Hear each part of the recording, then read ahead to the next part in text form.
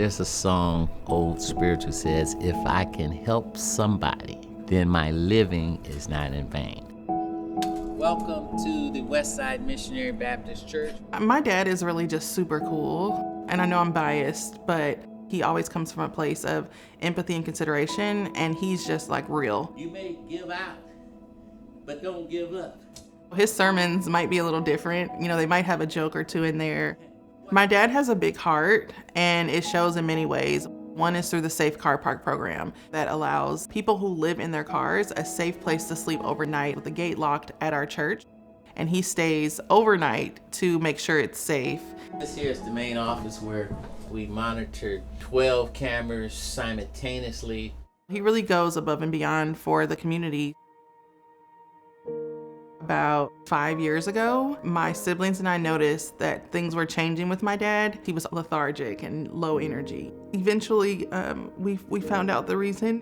This was full-blown kidney failure and he would need a transplant. We were in tears and we said, what can we do? And he said, you're not gonna give a kidney.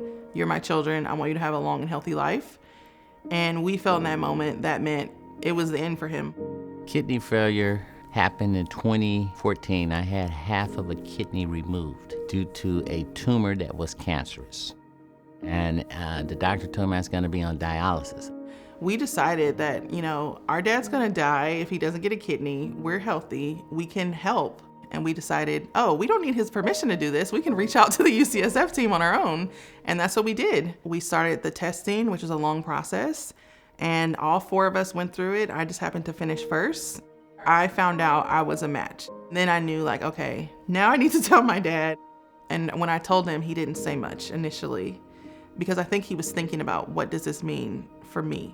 I was very much concerned about her health as a young woman. As I say, I had to be educated because I didn't want to take my kids' kidneys. There's a lot of myths out there about people can't live with one kidney, or women are not going to have babies after they donate, or that it's going to impact their intimacy issues, and none of that's true. We do a really thorough job of evaluating living donors. We want to make sure that the living donor is safe. Overall, donors can go back to leading a normal life very quickly and not even know that they've donated, aside from the little scars. It's such a benefit to have a living donor. Live donor kidneys will last longer than deceased donor kidneys. They function better. It's a huge, huge gift. We really want to help people realize that living donor is safe because the wait time for a deceased donor is between 7 and 10 years, and their mortality on dialysis is just not favorable.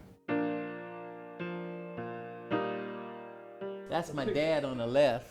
When I was a little boy, about 8 years old, he was pastoring Westside Baptist Church and taking parishioners over to UCSF. When they would get real sick, he said, I will take you to the specialists. And that was UCSF.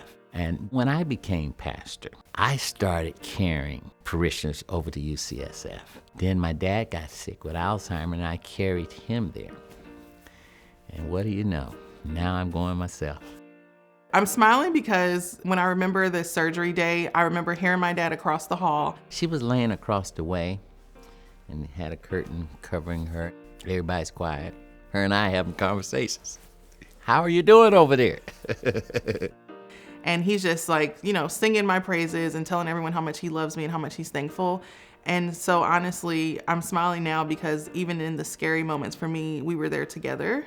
The living donor surgery is much better tolerated than when I started in this field a long time ago, when they had to take out part of the bottom rib. It would hurt to breathe, cough, sneeze. And then when we started doing this laparoscopically, what a difference. The UCSF staff, doctors, nurses, and care team were incredible. From the way that they checked on me and my dad, they were so attentive. I felt like my care was unique to me versus feeling like just, another patient in the hospital. I'm very grateful for them, and I will agree with my dad. That's where the specialists are. The doctors told us that as soon as they attached the kidney in the surgery room, it started working right away. He was almost racing me on his walker. His energy was back. He was feeling really good. And this is days after surgery. I had so much energy. I just didn't know what to do with it. Let me just say this. I'm 58 and I have a 35-year-old kidney. And that's why I pat my feet all the time. The foot patting has happened a little bit more frequently since I have the 35-year-old kidney in me. I don't want to be considered a hero for donating a kidney. What I really wanted was to see my dad healthy. And I was surprised that giving a kidney and going through this process, it really kind of changed me in a positive way. I take even better care of myself now because I'm so much more knowledgeable about, how my body works and like what my kidneys actually do. It's been 6 months and I honestly almost forget that the surgery even happened because I am that much back into my normal way of life. Get your house in order.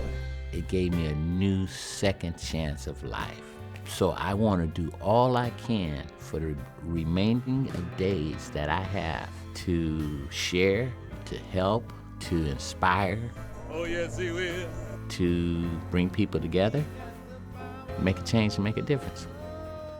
My God can do anything. To know that my father is now able to go back to doing what he loves is the best feeling. Did I ever say thank you? Oh my gosh.